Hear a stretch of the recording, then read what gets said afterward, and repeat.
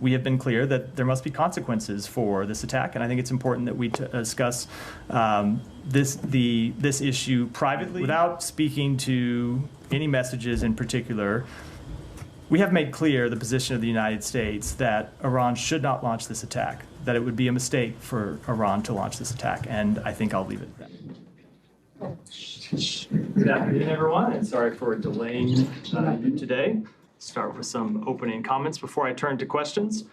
Starting around 12:30 Eastern Time today, Iran launched nearly 200 ballistic missiles against a number of targets in Israel. The United States once again came to Israel's defense against these attacks, just as we participated in Israel's defense when Iran launched its April 13th attack. Our initial assessment is that Israel, with direct assistance from the United States and its partners, was able to successfully defeat this attack. This was a brazen, unacceptable attack by Iran, and every nation in the world must join us in condemning it. Secretary Blinken joined President Biden, Vice President Harris, and other members of the President's national security team in monitoring this attack as it was unfolding, as well as our response. As the President has made clear, our support for Israel's security is ironclad. We will continue to stand with the people of Israel at this critical moment. With that, Matt. Thanks. So I think this probably goes without saying, but just to make sure. So in terms of what happened in Israel, no damage to any U.S. facilities, no injuries, no nothing. At this time, we are not aware of any damage to U.S. facilities. As you know, we issued an order earlier today for our personnel, State Department personnel in Israel to shelter at their homes. We have full accountability for all our personnel. We're not aware of any civilian casualties inside Israel, let alone an American citizen casualty. There is one report of a Palestinian who died in the West Bank, but no damage to any U.S. facility either. And then both you and the National Security Advisor just a few minutes ago talked about the brazen and unacceptable escalation. But does the administration see anything that Israel has done over the course of the last 3 weeks as escalatory? So certainly they have done things to expand the conflict. But if you look at the actions that they have taken, they were bringing terrorists to justice, terrorists who have launched attacks on Israeli civilians. If you look at what Iran did today, we have been warning for some time about the threat posed by Iran arming and funding terrorist groups across the Middle East. And the attack today just demonstrated the danger of those actions. What you saw was Iran launching a state-on-state attack to protect and defend the terrorist groups that it has built, nurtured, and that it controls. So there is a difference between the actions that we have seen Israel take to defend its civilians and what we see. We've seen Iran take. They are equivalent. I just wanted to make sure that you didn't see. No, we have certainly seen we've certainly seen Israel expand the nature of its attacks against Hezbollah, but is a very different type of attack than what we saw today from a state actor against another state. Okay, and then last one, and this has to do with Lebanon and the northern front. The situation there. Is unstable and uncertain. I know that you guys have been asking Americans who may want information about assistance and possibly leaving to sign up on a form. Can you give us an update on the numbers of those and whether or not you're planning to do anything in the way of the U.S. government capabilities for further flights or ferries? Sure. So you're right. As we often do in these situations, we have directed U.S. citizens who are in Lebanon to register with the State Department for information, and especially for information with how to depart Lebanon, and we're providing them whatever information we can. We have had as of today, around 6,000 American citizens in Lebanon who have registered with us for further information. Should be clear, not all of those American citizens are seeking assistance with departing. People are just looking for information. They're looking for options. There are a number of American citizens who live in Lebanon who have lived there for years and do not want to depart the country. So in terms of the status on the ground, the airport is still open. Commercial flights are operating, although they are available at times at reduced capacity. We are working right now with airlines to provide additional flights with more seats for American citizens. It's something that we hope to turn on in the next few days, and we will be in touch with American citizens if and when we're able to expand that capability. How do you ensure that the seats reserved for America?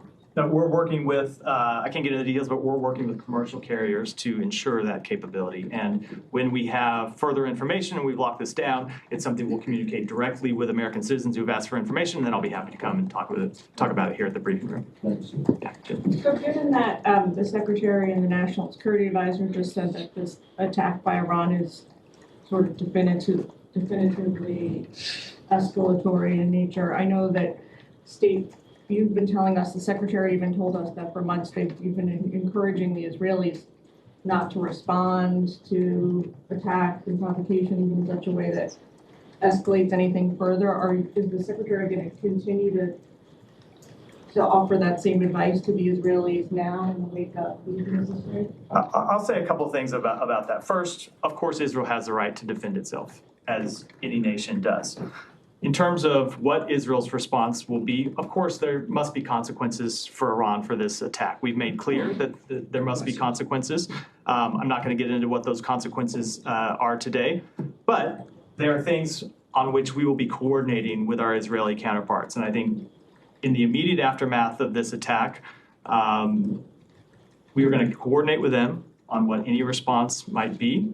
I think it's important that we are able to defeat this attack through successful work with Israel and with our partners, and we will work with them on what a response might look like, but I'm not at the position just 2.5 hours after this event occurred to offer what that might look like today. The Iranian foreign ministry people have said that now that they gave the U.S., I don't know who, a heads up in advance of these missile strikes today through diplomatic channels. Is that true? That is absolutely false.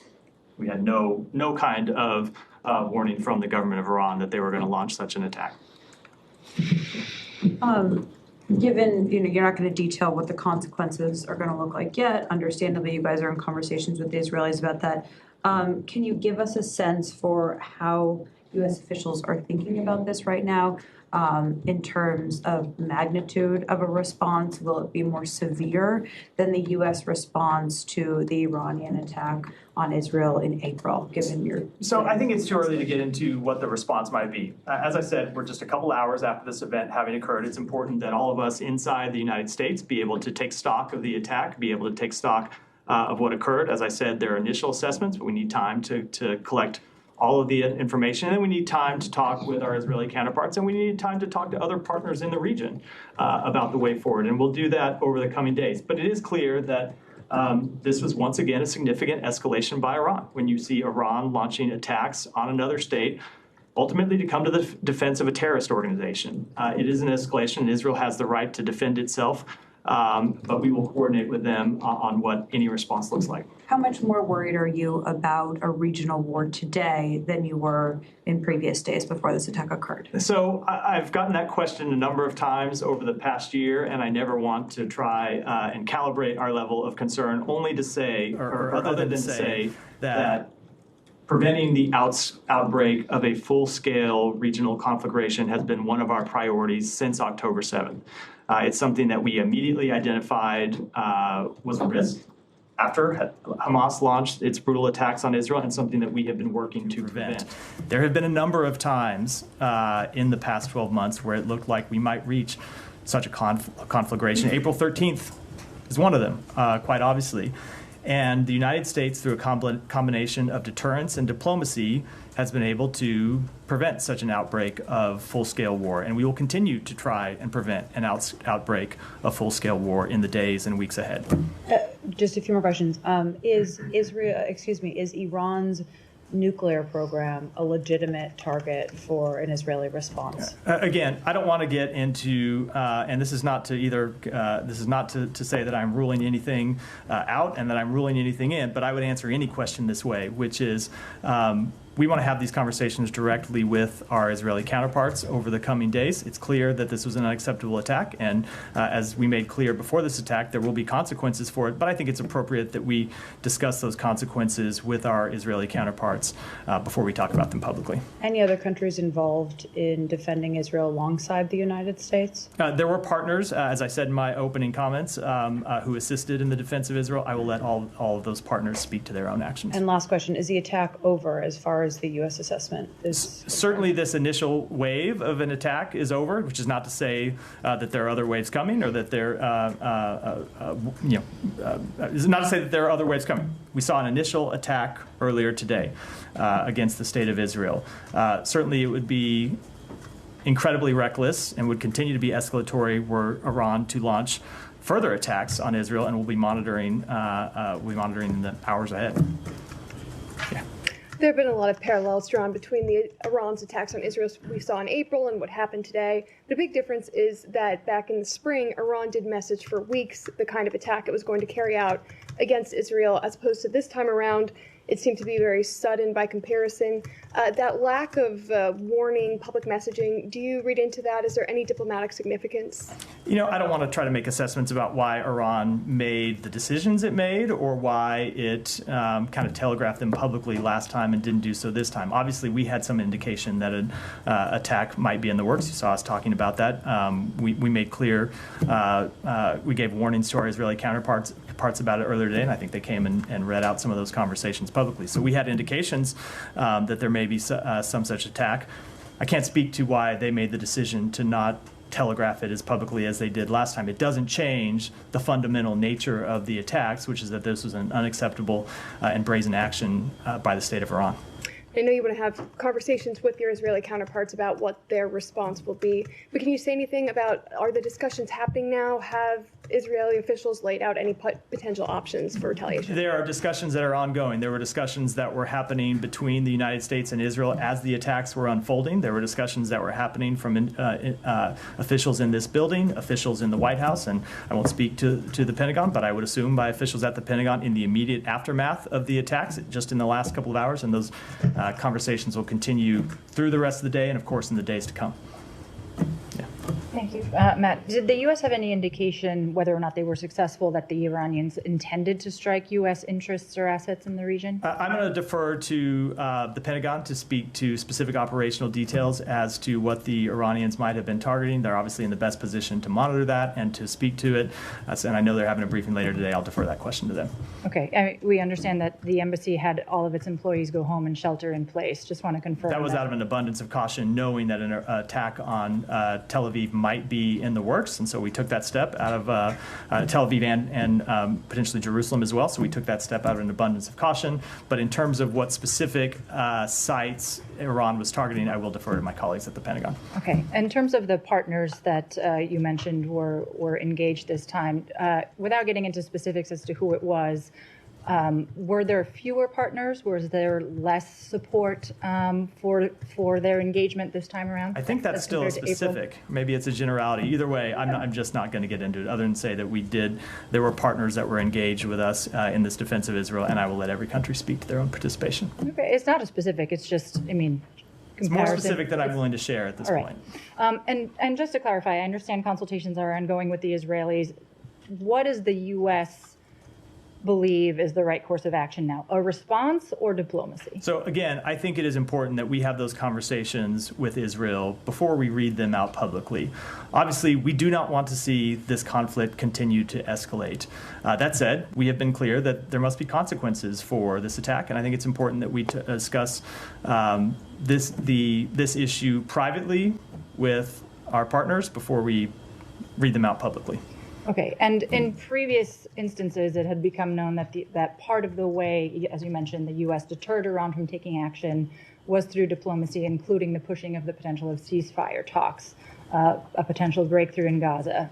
That seems remote now. What is the status of ceasefire talks, either in Gaza or in Lebanon, that the U.S.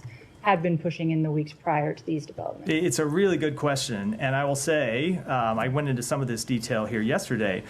Where we are on the ceasefire talks in Gaza is that the terrorist group that Iran funds, Hamas, has been unwilling to come to the table to engage. the past several weeks.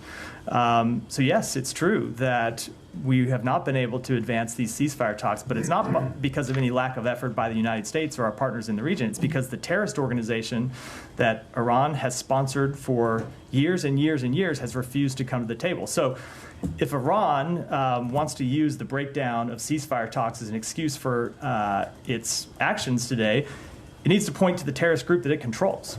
It's Hamas that has been responsible in recent weeks for the breakdown of those talks. Is it your understanding that that was one of the reasons that they decided to? No, I was responding Okay, to the question. Yeah. Last one clarification. I mean, obviously these talks require time, resources. It engages top U.S. officials. Are they still a worthwhile investment of the U.S.'s time when it appears that other parties are not? No, look, we are engaged in going to, so we are not going to give up on reaching a ceasefire in Gaza because we believe it is the best way to free the hostages. It is the best way to alleviate the suffering of the Palestinian people. It is the best way to ensure long-term peace and stability for the entire region. So no, of course we are going to continue to stay engaged on this, but in any kind of ceasefire talks, when you're talking about two parties to a conflict, you need both parties to engage. And right now we have a refusal to engage by one of those parties. Sorry, that's Gaza and Lebanon as well, or have you abandoned this? In Lebanon, so look, we ultimately do want to see a ceasefire. We ultimately want to see a diplomatic resolution. But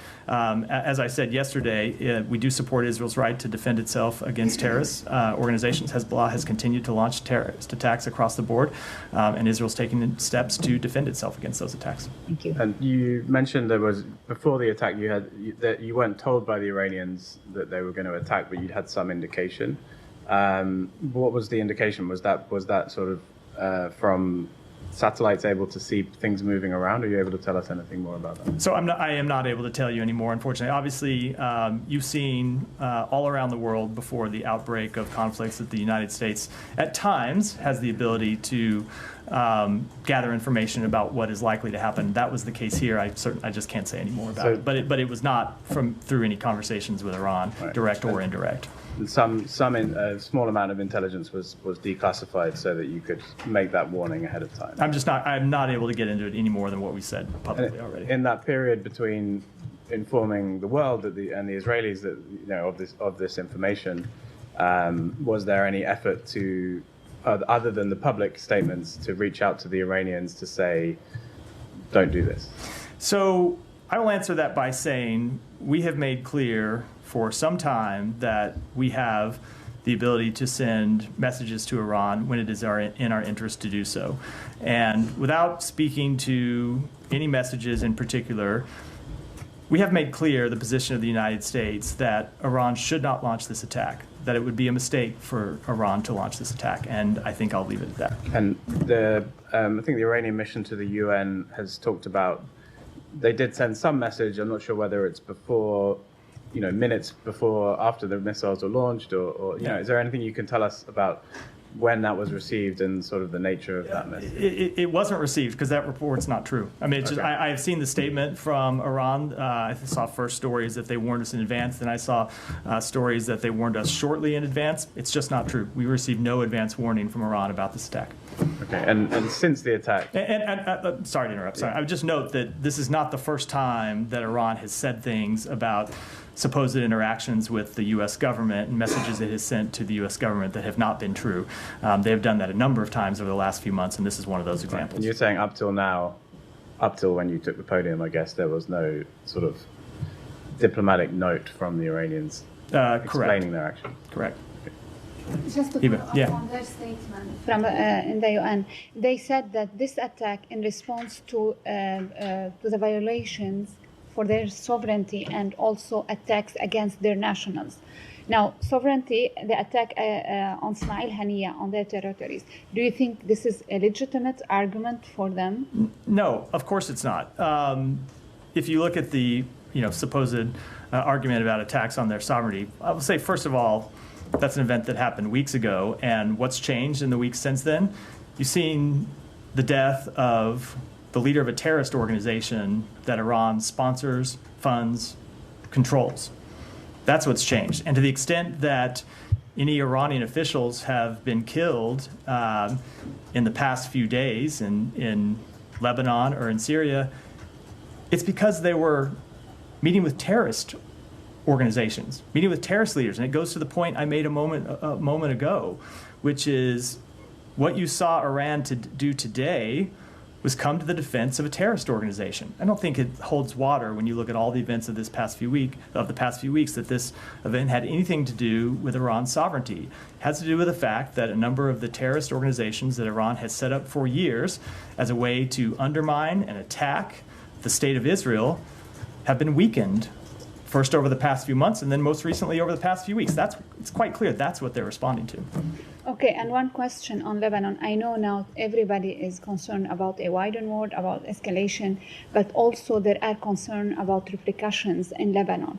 I'm talking about the humanitarian situation, about maybe civil war at some point. So are you talking to the Lebanese? What are your concerns? What are you doing? Are you talking to the LAF? You've been supporting the LAF, and yesterday you were talking about stability and their role in the stability inside within Lebanon. Who are your partners in Lebanon? So let me speak to first, you kind of mentioned on the way into the question, the humanitarian situation. We are working to address the humanitarian situation in Lebanon. I would note that the United States has been one of the, if not the largest contributor to humanitarian relief for the Lebanese people going back years, and we will continue to work to provide humanitarian support for the Lebanese people. And we are coordinating with our partners in the region, with international organizations about the shape and nature of those relief efforts, even as we speak. When it comes to the political situation in Lebanon, so look, Lebanon has been plagued by instabilities, as I know you know far better than me, for some time. And certainly not the only, but one of the driving factors of Lebanon's instability has been the fact that Hezbollah plays a significant role in the political organization of Lebanon and has held a veto over Lebanon's ability to move forward with a new president, and has held a veto over the security situation of Lebanese civilians. It's because of Hezbollah's refusal to abide with UN Security Council 1701 and actually pull back from the border, that as they were supposed to do, that we're in this situation today. So I think it's too early, obviously, to say how this conflict will shape out in the next few weeks. But what we are going to be working to do is to try to seize this moment and really hope that the Lebanese people can seize this moment against very difficult odds, because there are still a number of Hezbollah fighters who have access to arms and equipment inside Lebanon, but seize this moment to try to establish actual political stability for Lebanon. Who do you want to do that? So look, that is ultimately a question for the Lebanese people to answer, not for the United States to answer. But when you see the degradation of Hezbollah inside Lebanon, which has been such a destabilizing force to the country, hopefully, and you can't predict that it's going to happen, but hopefully that's an opportunity for other political actors in Lebanon to step forward. Yeah. Matt, I mean, in your answer to Matt, and also during this 12 months, you've been always saying that your main goal in this conflict is not for it to spread to a regional war. And I believe now we are maybe one step further from it, a regional war. But do you think that your way of trying to contain it through your diplomatic means, by drawing boundaries and lines to Israel, that if you cross this will escalate into this war or that war, and the Israeli prime ministers keep crossing those lines, keeps escalating in the region, whether it is in Gaza with the Philadelphia corridor or in Lebanon? First, you advised against major operation in Lebanon. It happened. You advised against ground incursions in Lebanon. It happened. And now we reached to this point. Do you think that he's dragging the United States into a regional war, as he was saying that he wants to do that for a long time now? So let me say a couple things about this. First, it is absolutely true that Israel makes its own decisions about its security and about its path forward in the region. And that's true about Israel, but it's true about every other country in the region. The United States offers its advice, it offers its support, it offers its deterrence capabilities, it offers its diplomatic capabilities to our partners. But ultimately, our partners and our allies have to make their own decisions about their future. And the United States has to make its own decisions about our national interests. And I know that's what the state of Israel does and what they will continue to do. And we will continue to make our own decisions about our national interests. And the decisions that we have made that we will continue to stand by and continue to pursue is to use our diplomacy and deterrence to try and avert a regional war. We're going to continue to do that. But it's always been true that there are a number of other players in the region besides the United States. It's Israel, it's terrorist organizations, there are other countries in the region, all of whom have agency in this question. And what we will continue to do is use our diplomacy, use our deterrence to try to achieve the best outcome possible. But don't you see that maybe you are enabling the Israelis to seek, what you say, their own interest in their own way of thinking, by risking or going against your interest as the United States of going toward a regional war? So they are going to make their decisions. We are going to make decisions about our interests. But if you look at the questions that have been before us the past few days and the questions that got us to where we are today, we're here responding to an Iranian attack that we, along with Israel primarily, were able to successfully defeat, that Iran launched because Israel has taken out the leaders of a terrorist organization. And that's something we support them doing. So while there are certainly steps that Israel takes with which we do not agree, and we have been quite clear about that, we do support them taking out the leaders of a terrorist organization. We support them degrading a terrorist organization. Those are steps that the United States would take as well. Those are steps that Arab countries in the region would take. Doesn't mean we always agree with the way that they do it, but we fully recognize their right to do it, and we're going to continue to have conversations with them about the best way forward. My last question is just, there's some statements coming from Tehran that they waited so long after Hania was assassinated in Tehran because they received messages from the United States that something will happen regarding the ceasefire in Gaza, and this maybe will give them a way of not responding to Israel, and this didn't happen. Did you give them this message? So we made clear through a number of diplomatic channels. I'm not going to talk about our direct communications with Iran, as I never do, but we did make clear through a number of diplomatic channels that the situation in the region was very tense and that the ceasefire talks were at a very delicate nature, and Iran should not do anything to upset those talks. Now, what's happened in the meantime? Obviously, there's been a lot of water under the bridge since that date, but if you look at what's happened in the past few weeks, it has been Iran's client terrorist organization that has been the impediment to reaching a ceasefire agreement, which is not to say that there have not been times in which Israel has made reaching an agreement more difficult. They absolutely have, and we have been trying to work through those objections as well.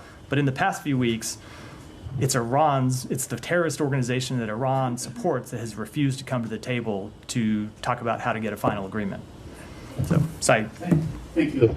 You're saying that Hamas has rejected, or Hamas is obstinate about the ceasefire talks. I just want to understand what you're saying. Yeah, so it is. So to be clear, I went through some of this yesterday, Saeed, and I know you were out. Everybody's allowed. Sorry about that. And no, everybody's allowed a day off. So obviously, this has been a long and winding road trying to get an agreement over the finish line.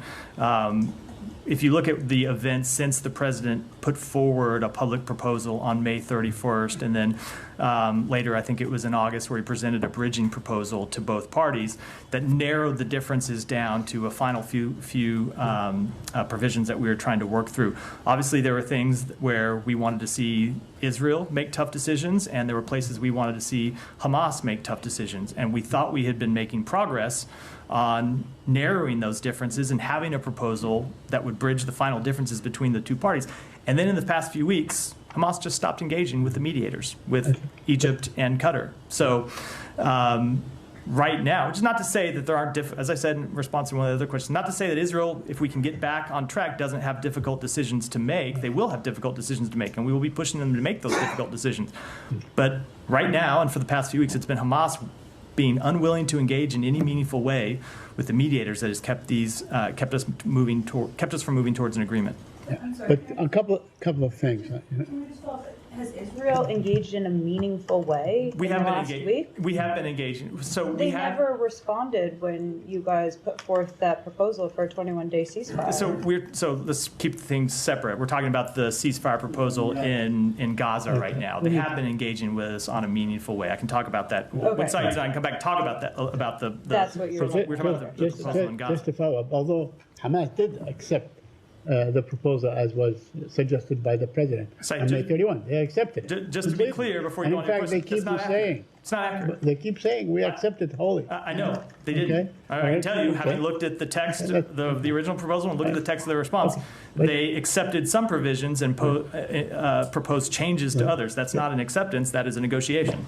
Yeah, but a couple of things on this point. I mean, you mentioned that Israel has a right to go after terrorist leaders and kill them and so on. Israel has been doing this for decades. They've killed scores of Palestinian leaders, scores of Lebanese leaders, and so on over the years. Has that in any way really lessened the conflict, resolved the issue, brought peace to the region, arrived at resolution of the conflict? There is do you believe? Do you believe that what Israel is doing now is basically makes it safer? There has been a long history of violence in the Middle East.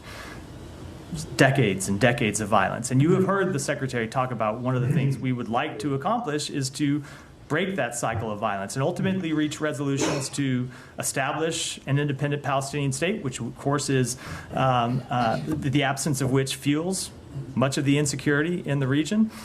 We would like to see Israel normalize its relationships with its neighbors.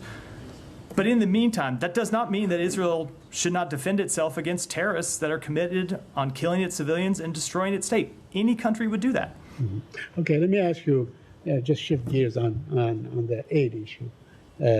ProPublica published a report saying that Israel deliberately blocked humanitarian aid to Gaza, and there were two U.S. government bodies that told that to the Secretary of State, but he basically rejected it. And in fact, he told Congress that that in fact Israel was allowing aid to go in. Can you comment on that? Yeah, I will, and I'm glad you asked me this question because I think there have been a lot of misperceptions about what happened that I do want to clear up.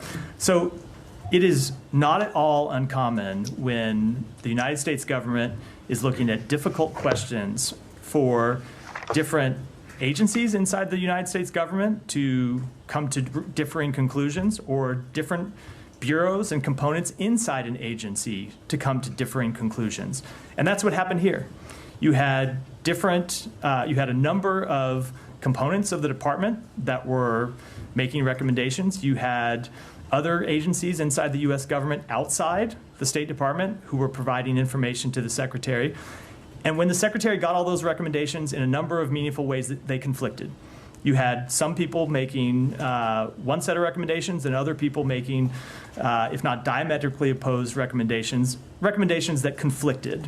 And so that's not an unusual thing. That happens all the time when making difficult decisions. And so what the Secretary did is what we always try to do, which is to sift through those conflicting recommendations, look at the underlying information, and make the best judgments we can. And the judgment that we ultimately made, if you read the National Security Memorandum, and I think a lot of this has been lost by people who have forgotten in the months since it was released what it said, that report was quite clear in identifying that there were a number of steps that Israel had taken or not taken that had led to the hindrance of humanitarian aid being delivered to Gaza, and that we were quite concerned about those steps. But in the meantime, they had implemented a number of additional measures that we had recommended to them to improve the delivery of humanitarian assistance. And it is looking at all of those factors together, where the situation had been and where it had gone, that led the Secretary to come to the conclusion that he made. So it is far more complicated than the kind of headline or tweet version of this situation that I know often gets written up. I will say, the final thing I will say about that is, this is an ongoing situation where we constantly monitor the situation, identify deficiencies, engage with the government of Israel, engage with the UN and humanitarian partners in the region to try to correct those deficiencies, and then move forward. And our assessments, because we're not done making those assessments, will continue. Can I follow up on that? Yeah, Tom, go. Oh, yes. Just a specific follow-up on that. You talked about these different parts of the State Department making different recommendations. in the ProPublica story, and I guess we know about this from the NSM, but if you were going to look to parts of the U.S. government to tell you on the specific question of whether a country is blocking the delivery of humanitarian aid, wouldn't you look to USAID and PRM in this building? Aren't they exactly the two parts of the government that you would ask that question? So I would look to them. I would also look to our experts in the region, our experts in the bureaus that cover the region, as well as other U.S. government agencies. And that's what we did. And without speaking to the recommendation of any individual component, any individual bureau or agency, because it wouldn't be appropriate for me to do that, the Secretary got conflicting recommendations and had to resolve those. Doesn't it suggest, and isn't the Secretary's decision based on recommendations? He's taken the expert recommendation on that specific humanitarian question and considered it looking at the political and strategic other influences and made a decision. But the actual technical advice from the two agencies involved in that specifically was that they are blocking it. So this is not a comment about the question, but it is a comment about some of the criticism that the Secretary has received. One of the things that I have found over the years in government is when there are conflicting reports, the side that had the opinion that you agreed with was the expert side, and the other side was a bunch of political hacks. And that is always the way that people interpret these.